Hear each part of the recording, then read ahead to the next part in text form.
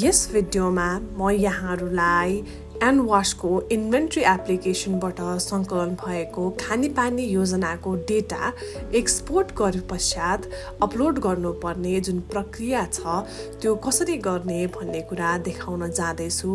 जब यहाँहरूले inventory export file प्राप्त गर्नुहुन्छ त्यसलाई चाहिँ पहिला यहाँहरूले एडमिन एक्सेसबाट लगइन गर्नुपर्ने हुन्छ। यहाँले हेर्न सक्नुहुन्छ हाम्रो वेबसाइटमा यहाँ गएर इन्भेन्ट्रीको यो अपलोड इन्भेन्ट्री भन्ने अप्सन हुन्छ, त्यसमा ओपन गर्नुपर्ने हुन्छ। ओपन गरिसके पश्चात चाहिँ यहाँले हेर्न सक्नुहुन्छ आफ्नो पालिकाको चाहिँ यहाँ फिक्स हुन्छ, प्रोभिन्स, डिस्ट्रिक्ट, म्युनिसिपालिटी। त्यसपछि त्यसमा प्रोजेक्ट कुनको अपलोड गर्ने त्यो यहाँ सेलेक्ट गर्नुपर्ने हुन्छ। त्यसपछि चुज फाइलमा गएर यहाँले त्यो प्रोजेक्टको फाइल चाहिँ छान्नुपर्ने हुन्छ। विचार गर्नुहोला त्यो कोड चाहिँ म्याच हुनु पर्यो। माथि जुन प्रोजेक्ट छान्नु भएको छ यो कोड र माथि यहाँको प्रोजेक्टको कोड चाहिँ म्याच हुनु भयो है। र सँगसँगै यहाँ चाहिँ कुनै पनि रिनेम गर्नु भएन। जे एक्सपोर्ट फाइल छ यदि तपाईँहरूलाई सर्वेक्षणकर्ताले त्यसरी पठाउनु भएको छ भने त्यो चेक गर्नु पर्यो र त्यसपछि यहाँले इम्पोर्ट गर्न सक्नुहुन्छ। इम्पोर्ट गरिसकेपछि त्यो चाहिँ फाइल अपलोड हुने प्रक्रियामा अगाडि बढ्छ। र मैले अघि भने जस्तै त्यो माथि जुन फाइल चाहिँ यहाँले प्रोजेक्ट छान्नुहुन्छ तलपट्टि त्यही हुनु पर्यो। र सँगसँगै रिनेमहरू त्यस्तो भएको छ भने त्यो चाहिँ एकदमै विचार गर्नुहोला, त्यसले चाहिँ इम्पोर्ट हुन दिँदैन, यानि कि अपलोड हुन दिँदैन। सर्वेक्षणकर्ताले नाम परिवर्तन गर्नुभएको छ, कुनै त्यसलाई केही परिवर्तन गर्नुभएको छ भने त्यो चाहिँ हेरेर मात्रै त्यसलाई फेरि रिनेम गरेर चाहिँ हाल्नु पर्यो। र कोड _inv.swmz चाहिँ त्यो फाइल फर्मेट चाहिँ हुनुपर्छ। जस्तै यहाँ अहिले अपलोड भइरहेको छ।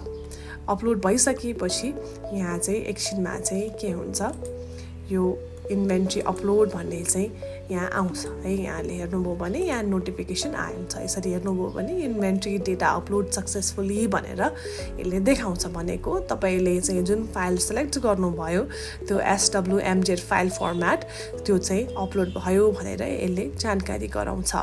र यसलाई अब कसरी हेर्ने त, अपलोड भयो भन्ने कुरा त भयो, त्यसलाई चाहिँ हामीले कसरी हेर्ने भन्दाखेरि यहाँले के गर्नु पर्यो, नेसनल डेटा प्रोफाइलमा जानु पर्यो हैन।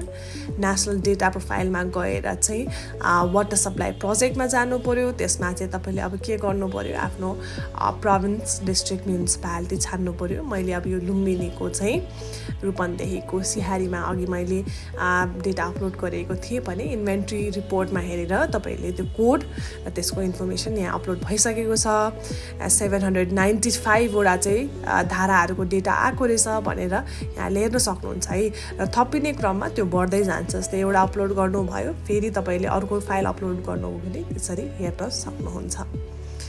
आशा छ यो भिडियो हेरिसकेपछि यहाँहरूले चाहिँ इन्भेन्ट्री फाइल जुन पाउनुहुन्छ सर्वेक्षणकर्ताहरूले तपाईँहरूलाई पठाउनुहुन्छ त्यो फाइल चाहिँ तपाईँहरूले म्युनिसिपालिटी एडमिन एक्सेस टुसँग छ। यहाँहरूले त्यो एक्सेस प्रयोग गरेर चाहिँ त्यो फाइललाई चाहिँ सजिलैसँग अपलोड गर्न सक्नुहुन्छ।